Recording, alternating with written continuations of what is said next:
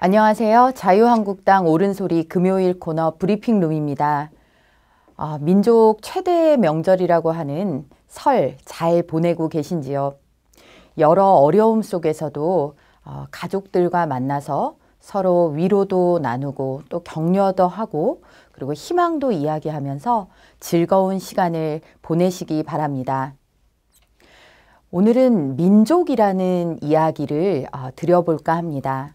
우리가 민족이라는 단어를 통해서 가슴이 뜨거워지지 않는 사람은 아마 없을 것입니다. 설 명절도 민족 최대의 명절이라고 하고요. 그런데 이 민족이라는 말이 잘못 사용되거나 잘못 호도되어서 우리 자유 대한민국이 가진 개인이라는 가치 그리고 개인의 자유 이런 것들을 억압하거나 또는 이런 것들의 가치를 퇴색시키는 것으로 쓰여서는 안 됩니다.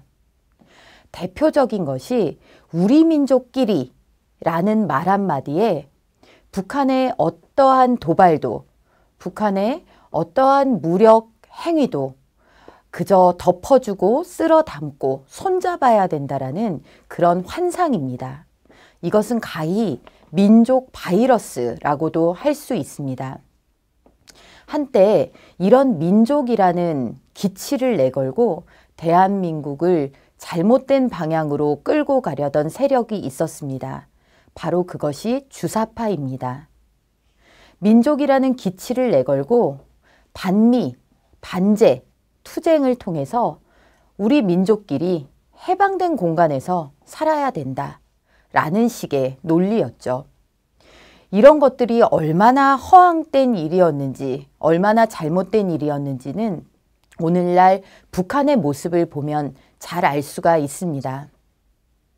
민족이라는 그 말이 북한의 지금 행태에 면죄부를 줄 수는 없습니다. 오히려 북한은 우리 민족을 가장 끔찍한 고통 속에서 살게 하는 억압된 체제이고 우리 자유 대한민국의 입장에서 봤을 때 그곳에 살고 있는 우리의 반쪽들을 해방시켜야 하는 책임이 우리에게 있는 것입니다.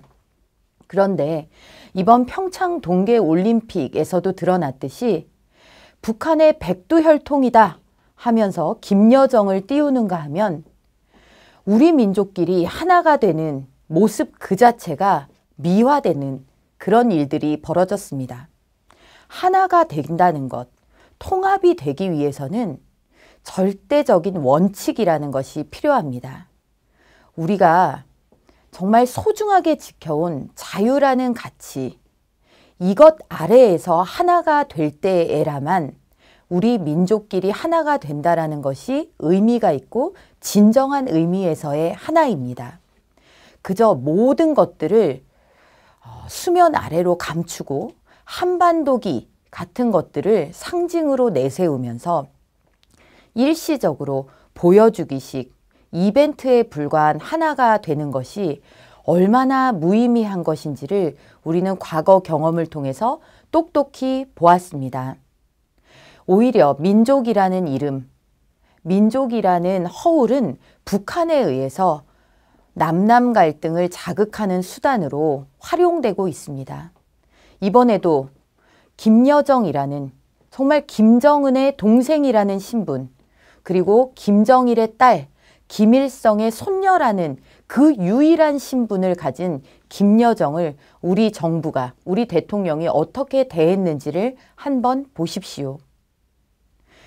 대한민국은 모든 특권을 부정하고 세습되는 신분을 인정하지 않는 자유국가, 근대국가, 문명국가입니다. 이런 우리 대한민국에서 언제적 혈통 운운하는 김여정의 방문을 그토록 쌍수를 들어 환영하고 그들에게 그런 대우를, 대접을 해줘야 하는지를 국민들은 의아스럽게 보고 있습니다. 자유대한민국에서 나고 자라 너무나 그런 것들이 어색하고 이상해 보이는 2030 세대들이 고개를 갸웃거리고 있습니다. 특권을 인정하지 않고 자신의 노력과 실력으로 승부하는 것이 일상화된 우리 대한민국에서 참으로 생경한 그런 풍경이 아닐 수 없습니다. 이 사람들이 내세운 것이 바로 민족입니다. 이들이 노래를 부르며 울먹였다는 것이 바로 통일입니다. 어떤 통일이어야 하느냐, 어떤 방식의 통일이어야 하고 통일된 국가가 지향하는 바는 무엇이어야 하는가에 대한 교육, 그리고 그것이 담겨야 하는 헌법, 이런 내용에 대해서는 철저하게 거꾸로 가고 있습니다. 자유를 삭제하고 철진한 실패한 사회주의 제도들을 박아 넣겠다는 그런 시도들을 보면서 얼마나 우리는 아직도 이 민족이라는 정말 북한에서 주장하는 우리 민족끼리 수준을 벗어나지 못하는 민족이라는 허울에 갇혀서 우리가 지금까지 이룬 것들에 대한 자긍심마저도 내려놓아야 하는지 모르겠습니다. 여러분들 다 기억하시는 김일성 가면 응원의 이야기를 덧붙여 드리고자 합니다.